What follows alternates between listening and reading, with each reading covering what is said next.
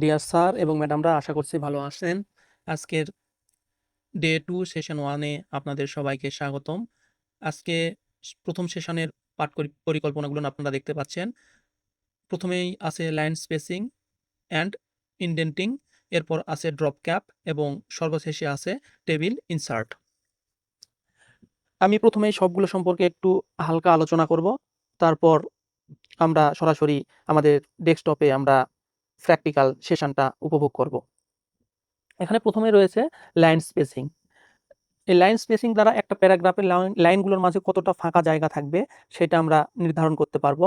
আমরা চাইলেই একটা প্যারাগ্রাফের লাইনগুলোর মাঝে ইচ্ছামতো ফাঁকা জায়গা দিতে পারবো বা ফাঁকা জায়গা কমাতে পারবো। লাইন ইনডেন্টিং দ্বারা আমরা প্যারাগ্রাফটা পেজের কোথা থেকে শুরু হবে তা বুঝতে পারবো। তাছাড়া প্যারাগ্রাফের প্রথম লাইনটাও আমরা ইচ্ছামতো জায়গা থেকে শুরু করতে পারবো এই লাইন ইনডেন্টিং দ্বারা। এরপরে রয়েছে ড্রপ ক্যাপ। ড্রপ ক্যাপের সাহায্যে আমরা দেখব কোনো প্যারাগ্রাফ বা লাইনের প্রথম অক্ষরটা কিভাবে আকর্ষণীয়ভাবে বড় করা যায়, যা আমরা বিভিন্ন দৈনিক পত্রিকাগুলোতে দেখে থাকি। এবং সর্বশেষে আছে টেবিল ইনসার্ট। এর মাধ্যমে আমরা একটা মাইক্রোসফট ওয়ার্ড ফাইলে একটা টেবিল ইনসার্ট করব। টেবিল ইনসার্ট করার পরে আমরা টেবিলে বিভিন্ন রো অ্যাড করব প্রয়োজন মতো, আবার প্রয়োজন মতো রো কলাম ডিলিট করব। আমরা বিভিন্ন রো কলাম মার্জ করব এবং টেবিলের মাঝে কিভাবে আকর্ষণীয়ভাবে কোনো লেখা লিখা যায় সেটাও শেখার চেষ্টা করব, যা আমাদের শ্রদ্ধেয় ট্রেনার স্যার আমাদেরকে ক্লাসে শিখিয়েছেন। তো চলুন কথা না বাড়িয়ে আমরা প্র্যাকটিক্যাল সেশনে চলে যাই। আমরা প্রথমেই দেখব লাইন স্পেসিং। আমরা এই প্রথম প্যারাগ্রাফটাকে কল্পনা করি, যেটা আমি মার্ক করেছি। আপনারা দেখতে পাচ্ছেন যে এই প্যারাগ্রাফটা 4-5 লাইন, 4 লাইনের। এই প্যারাগ্রাফটার লাইনগুলোর মাঝে একটু ফাঁকার পরিমাণ বেশি। আমরা সেটা বুঝতে পারছি নিচের 2টা প্যারাগ্রাফ থেকে। এই 2টা প্যারাগ্রাফ যদি আপনারা লক্ষ্য করেন, দেখবেন যে এইখানে স্পেসের পরিমাণ খুবই কম। তাহলে আমরা কি করব? আমরা চাচ্ছি প্রথম প্যারাগ্রাফের লাইনগুলোর মাঝে স্পেসের পরিমাণ কমিয়ে দিব।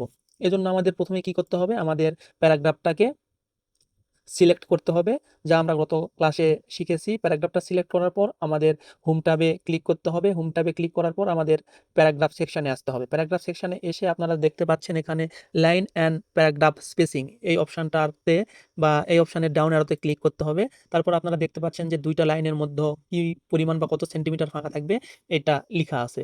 আমাদের এখন বর্তমান প্রত্যেকটা লাইনের মধ্যে 1.5 সেন্টিমিটার করে স্পেস দেওয়া আছে। তো আমরা এটা চাচ্ছি যে স্পেসের পরিমাণটা কমিয়ে দিব। আমরা এই স্পেসের পরিমাণ একদম সবচাইতে ছোট মানটা নিব 1 সেন্টিমিটার। তাহলে আপনারা দেখতে পাচ্ছেন এই প্যারাগ্রাফটার লাইনগুলোর মাঝে স্পেসের পরিমাণ একদমই কমে গিয়েছে। আমরা যদি চাই ইচ্ছামতো আবার স্পেসের পরিমাণ বাড়াতেও পারবো। এজন্য কি করতে হবে? একই পদ্ধতি, এই লাইন অ্যান্ড প্যারাগ্রাফ স্পেসিং এ যেয়ে আমাদের স্পেসিং এর পরিমাণটা নির্ধারণ করে দিতে হবে। এখানে আমরা ধরে নিলাম 2 সেন্টিমিটার দিলাম। তাহলে দেখতে পাচ্ছেন আমাদের স্পেসের পরিমাণ অনেকটাই বেড়ে গিয়েছে। তো আমরা স্পেসের পরিমাণ সর্বনিম্নটাই রাখবো, অর্থাৎ 1 রাখবো। তাহলে দেখতে সুন্দর লাগছে। আশা করছি আপনারা বুঝতে পেরেছেন প্যারাগ্রাফের লাইনগুলোর মাঝে কিভাবে স্পেসের পরিমাণ বাড়াতে পারি বা কমাতে পারি। এরপর আসবো লাইন ইনডেন্টিং। লাইন ইনডেন্টিং একটু আগে আলোচনা করলাম। একটা প্যারাগ্রাফ পেজের কোথা থেকে শুরু হবে, পেজের একদম বামে থেকে নাকি মাঝখান থেকে নাকি ডান পাশ থেকে, এটা আমরা নির্ধারণ করে দিতে পারি। এই প্যারাগ্রাফটা আপনারা দেখতে পাচ্ছেন আমি যেটা মার্ক করলাম, এইটা পেজের কিছুটা ডান পাশ থেকে শুরু হয়েছে, অর্থাৎ লেফটে কিছু জায়গা, বাম সাইডে কিছু জায়গা ছেড়ে দেওয়া হয়েছে। তো আমরা এটা কিভাবে করে দেখার জন্য প্রথমে সিলেক্ট করব। এরপর সিলেক্ট করার পর হোম ট্যাবের অন্তর্গত প্যারাগ্রাফ সেকশনে এসে আমরা এই যে এই চিহ্নটাতে ক্লিক করব। করার পর আমরা দেখতে পাচ্ছি ইনডেন্টেশন অপশনটা পেয়েছি আমরা। ইনডেন্টেশন অপশন থেকে আমরা দেখতে পাচ্ছি যে আমাদের এখন লেফট স্পেস 2 সেন্টিমিটার দেওয়া আছে। এর অর্থ আমাদের পেজের একদম বাম পাশে 2 সেন্টিমিটার জায়গা ফাঁকা রেখে তারপর লেখা শুরু করবে। আমরা এটা চাইলে আরো বাড়িয়ে দিতে পারি। আমরা 2 এর জায়গায় 5 করে দিই, দেখি তাহলে কি দেখা যাচ্ছে। এই যে 5 করে দেওয়ার পর যদি আমরা ওকেতে ক্লিক করি, এই যে দেখতে পাচ্ছেন বাম সাইডে আরো জায়গা ছেড়ে দেওয়া হয়েছে বা বাম সাইডে আরো জায়গা ছেড়ে লেখা শুরু হয়েছে। আমরা এখন একদম লেখাটা বাম সাইডে নিয়ে আসবো। এজন্য লেখাটাকে সিলেক্ট করে আবারও একই পদ্ধতিতে ইনডেন্টেশন অপশানে যাব। এখানে যাওয়ার পর আমরা লেফট লেফটে একদম 0 করে দিব, তাহলে লেফটেও 0 রাইটেও 0, তাহলে কোনো পাশেই আমাদের ফাঁকা জায়গা থাকবে না। এখন যদি আমরা ওকে করে দিই, আপনি এই যে দেখতে পাচ্ছেন যে লেখাটা একদম ঠিক বাম পাশ থেকে শুরু হয়েছে। লাইন ইনডেন্টিং সম্পর্কে আরেকটু বলি। এই প্যারাগ্রাফটা আপনারা লক্ষ্য করলে দেখতে পাবেন, এই প্যারাগ্রাফটার প্রথম লাইনটা কিছুটা দূর থেকে শুরু হয়েছে। এটাও কিন্তু লাইন ইনডেন্টিং এর সাহায্যেই করা যায়। কিভাবে করা যায় আমরা একটু দেখি। আমরা এজন্য প্রথমে সবগুলো লেখাকে মার্ক করে নিব। আমরা কি চাচ্ছি? আমরা চাচ্ছি যে প্রত্যেকটা প্যারাগ্রাফেরই প্রথম লাইনটা কিছুটা জায়গা ছেড়ে শুরু হোক।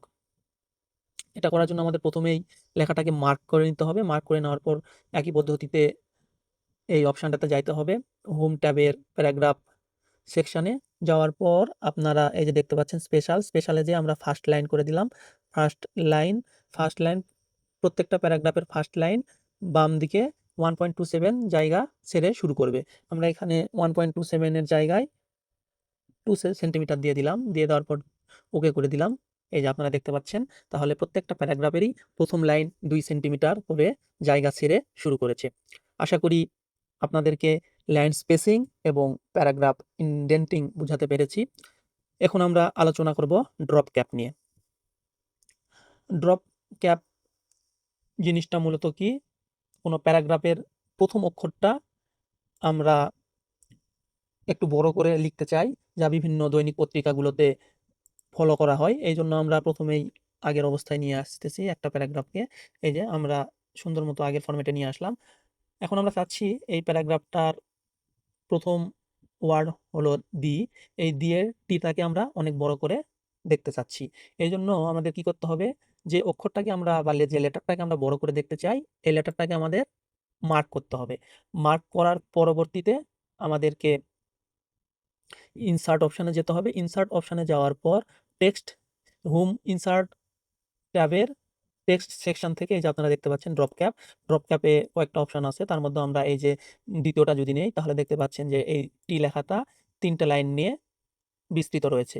আমরা আর অন্যভাবে নিতে চাই যদি, এইজন্য আবারও আমাদেরকে এই লেখাটাকে মার্ক করে নিতে হবে। তারপর ইনসার্ট অপশন থেকে ড্রপ ক্যাপের 3 নম্বরটা অপশনটা সিলেক্ট করে দিলে এইরকমভাবে আসতেছে। আপনারা বুঝতে পেরেছেন আশা করি। এখন আমাদের পরবর্তী টপিক টেবিল ইনসার্ট। এটা খুবই গুরুত্বপূর্ণ এবং পরীক্ষায় সাধারণত এসে থাকে। তো চলুন এটা আমরা শুরু করি। ওয়ার্কবুকে টেবিল ইনসার্ট করার পূর্বে আমরা এই টেবিল সম্পর্কে একটু খুব পরিচিত হয়ে নেই। এই টেবিলে রো রয়েছে 1টি, 2টি, 3টি, 4টি এবং কলাম রয়েছে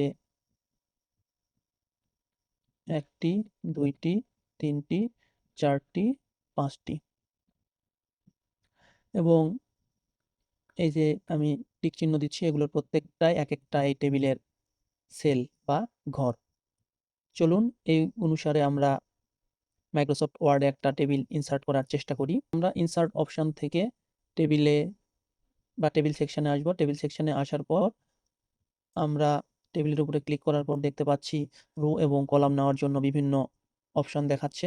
আমরা এখান থেকে প্রথমে 4টা রো সিলেক্ট করে নিব। 1টা, 2টা, 3টা, 4টা। আমাদের 4টা রো সিলেক্ট হয়ে গেল এবং 5টা কলাম আমরা সিলেক্ট করে নিব। 1টা, 2টা, 3টা, 4টা, 5টা। এখন আমরা মাউসের লেফট বাটনে ক্লিক করব, তাহলে আমাদের শীটে 5টা কলাম এবং 4টা রো এর একটি টেবিল ইনসার্ট হয়ে গেল। আমরা টেবিলে কিছু লিখে নিই। 1, 2, 3 আমরা লিখে নিলাম, কারণ আমরা পরবর্তীতে যদি নতুন রো এবং কলাম ইনসার্ট করি তাহলে আমাদের বুঝতে সুবিধা হবে। এখন আমরা শিখব কিভাবে একটা টেবিলে নতুন করে একটা রো ইনসার্ট করা যায়। এজন্য আমাদের যেই রো এর উপরে আরেকটি নতুন রো দরকার, সেই রোটাকে সিলেক্ট করব। সিলেক্ট করার জন্য ওই রো এর একদম বাম পাশে মাউস পয়েন্টারটা এনে ক্লিক করলেই এই রোটা সিলেক্ট হয়ে যাবে।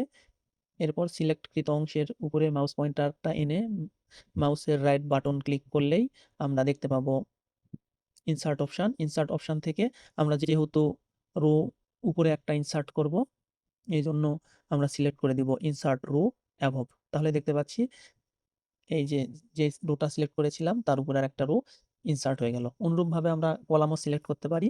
কলাম ইনসার্ট করতে পারি। কলাম ইনসার্ট করার জন্য যে কলামের ডানে বা বামে আমরা নতুন কলাম ইনসার্ট করব সেই কলামটাকে আমরা সিলেক্ট করে নেই। সিলেক্ট করে নেওয়ার জন্য ওই কলামের উপরে মাউস পয়েন্টারটা আনবো এবং লেফট বাটন ক্লিক করব। তারপরে দেখতে পাচ্ছি আমাদের ওই কলামটা সিলেক্ট হয়ে গিয়েছে। এরপর সিলেক্টিত অংশের উপরে মাউস পয়েন্টারটা এনে রাইট বাটন ক্লিক করলেই আমরা ইনসার্ট অপশন দেখতে পাবো। এখান থেকে আমরা নতুন কলাম ইনসার্ট করতে পারবো। এখানে আমাদের insert column to the left এবং insert column to the right দুইটা অপশন দেখতে পাচ্ছি। আমরা বামে একটা কলাম ইনসার্ট করব, এই জন্য ইনসার্ট কলাম টু দা লেফটে ক্লিক করব। এই যে দেখতে পাচ্ছেন যে কলামটাকে আমরা সিলেক্ট করেছিলাম তার বামে আরেকটা নতুন কলাম ইনসার্ট হয়ে গেল। এখন আমরা ২টা বা ৩টা সেলকে মার্জ করব। মার্জ মানে একত্রিত করা বা একীভূত করা। এজন্য আমাদের প্রথমে সিলেক্ট করে নিতে হবে যে সকল সেল মার্জ বা একীভূত করতে চাই। সিলেক্ট করার পদ্ধতি একই রকম, যে সেলকে সিলেক্ট করব তার বাম পাশে মাউস পয়েন্টারটা নিয়ে আসব এবং বামে ক্লিক করব, তাহলে সিলেক্ট হয়ে গেল। এরপর শিফট বোতাম চাপবো কিবোর্ড থেকে, আবার পরবর্তীতে একই পদ্ধতিতে পরের ঘর সিলেক্ট করব এবং তারপরের ঘরও সিলেক্ট করব। আমরা এখানে ৩টা ঘর মার্জ করতে যাচ্ছি। এরপর সিলেক্টিত অংশের উপরে মাউস পয়েন্টারটা এনে রাইট বাটন ক্লিক করলেই দেখতে পাবো আমাদের মার্জ অপশন, এই যে মার্জ সেল, এখানে ক্লিক করলেই এই যে ৩টা সেল মিলে একটা সেল তৈরি হয়ে গেল। আশা করছি মার্জ সেল কি বুঝতে পেরেছেন। এখন আমরা ড্র টেবিল দেখব। ড্র টেবিল বলতে একটা টেবিল আপনার রয়েছেই, ওর মধ্যে আপনি নতুন করে ওই টেবিলটাকে আরো ভাগ করতে চান যদি, তাহলে আমরা ড্র টেবিল অপশন ব্যবহার করতে পারি। তাছাড়া আরো ব্যবহার রয়েছে, ওগুলো আপনারা পরবর্তীতে শিখবেন। তো চলুন আমরা সিম্পলি দেখি কিভাবে ড্র করতে হয়। এই জন্য আমাদের প্রথমে যেতে হবে ডিজাইন মেনুতে। ডিজাইন মেনুতে ক্লিক করার পর ডিজাইন মেনুর আন্ডারে ড্র বর্ডার সেকশনে যাব। যাওয়ার পর এই যে দেখতে পাচ্ছেন ড্র টেবিলের উপরে ক্লিক করব। করার পরে আমাদের মাউস পয়েন্টারটা রুলের মতো আকার ধারণ করেছে। এখন আমরা যেখানে ড্র করতে চাই ঠিক সেখানে আমরা রুলটা নিয়ে আসব এবং মাউসের বাম বোতাম চেপে আমরা টেনে দিব, তাহলে দেখতে পাচ্ছেন এই যে নতুন করে একটা বর্ডার আঁকানো হয়ে গেল। আমরা আরো একটা কলামের মধ্যে দেখি, এই কলামটাকে আমরা ২ ভাগ করতে চাইলে এই রুলটা একদম মাঝ বরাবর এনে মাউসের বাম বোতাম চেপে আমরা এইভাবে দাগ দিয়ে দিতে পারি।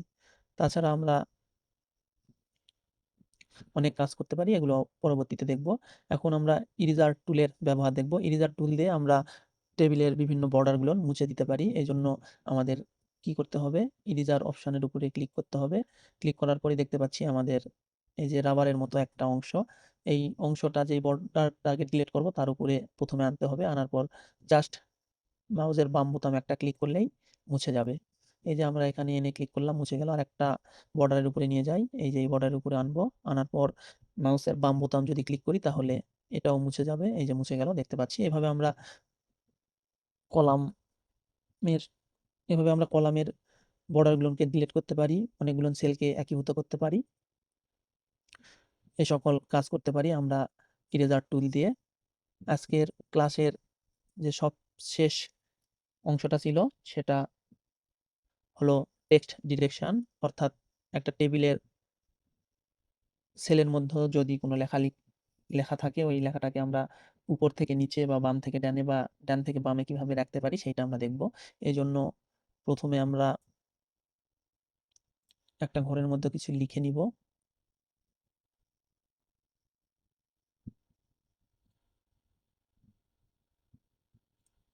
এখানে লিখলাম MANGO ম্যাঙ্গো। এরপর লেখাটাকে সিলেক্ট করতে হবে। সিলেক্ট করার পর আমরা লেআউট অপশনে চলে যাব বা লেআউট মেনুতে যাব। লেআউট মেনুতে যাওয়ার পর এর আন্ডারে টেক্সট অ্যালাইনমেন্ট সেকশনে আসবো। এখানে দেখতে পাচ্ছি টেক্সট ডিরেকশন। টেক্সট ডিরেকশনের আমরা একটু খেয়াল করলে দেখতে পাবো অ্যারোগুলো বাম থেকে ডানে, অর্থাৎ text direction left to right. এর উপরে যদি আমরা একটা ক্লিক করি মাউসের বাম বোতামে, তাহলে দেখতে পাবো যে text direction up to down হয়ে গিয়েছে। এই যে আপনারা দেখতে পাচ্ছেন, আপনারা লেখাটাও আপ টু ডাউন হয়ে গিয়েছে। আবারও যদি আমরা ক্লিক করি তাহলে লেখাটা হয়ে গিয়েছে ডাউন টু টপ। এভাবে আমরা টেক্সটের ডিরেকশন বিভিন্ন দিকে পরিবর্তন করতে পারি। সুপ্রিয় স্যার এবং ম্যাডামরা, আজকের ক্লাসের কিছু গুরুত্বপূর্ণ অংশ আমরা আলোচনা করার চেষ্টা করলাম, যতটুকু আমরা ক্লাস থেকে শিখতে পেরেছি আর কি। আশা করছি আপনাদের সবার ভালো লেগেছে। হয়তো ছোটখাটো ভুল ত্রুটি থাকতে পারে, আপনারা সেগুলো ক্ষমা সুন্দর দৃষ্টিতে দেখবেন। আপনারা সবাই ভালো থাকবেন, সুস্থ থাকবেন। দেখা হবে পরবর্তী ভিডিওতে। আর হ্যাঁ, যদি ভিডিওটা একটুও ভালো লেগে থাকে, চ্যানেলটা অবশ্যই সাবস্ক্রাইব করবেন। আজকের মতো এ পর্যন্তই। ধন্যবাদ আপনাদেরকে। নমস্কার, আদাব।